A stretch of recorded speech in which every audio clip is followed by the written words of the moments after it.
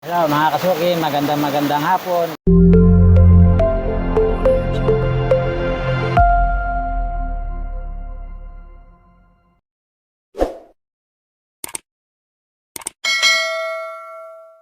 nga't malakas ang ulan.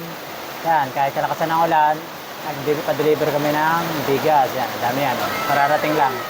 Pawis na pawis pa ako. Sana Ano nga pala, tips ko nga pala sa inyo sa dagdag pagkakakitaan sa ating mga tindahan na dapat ay meron tayo. Kaya dapat meron tayong katulad ng load. Dapat meron tayo sa ating tindahan kasi sayang din naman mga tubo natin. Saka marami rin naman lagi ang naglo-load sa ating mga tindahan. Saka dapat meron din tayong GCash, cash in cash out. Yan, isa rin sa malalakas nating pagkakakitaan. Katulad nito, meron ako yan. Yan, cash in cash out.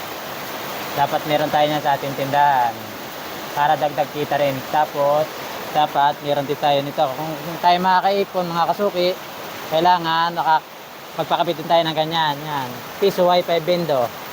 Yan, malakas din kumita yan. Maganda yan sa ating ilagay sa ating tindahan.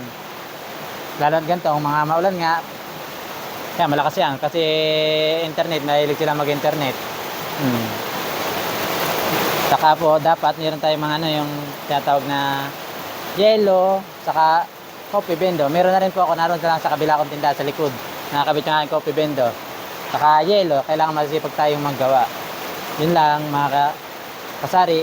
Yun lang advice ko sa inyo, dagdag sa ating pagkakakitaan. Saka ito, nagtitinda rin kami ng gulay. Medyo ubos na kaninang umaga, marami yan. Kunti na lang ngayon. Yan mga kasuki, yung dumating kong bigas. Kararating lang, pati-deliver lang.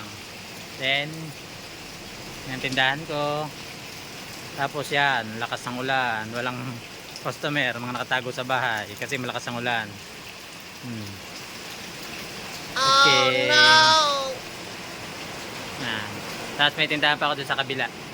Doon nakakabit ang aking coffee bendo. Medyo madilim dito.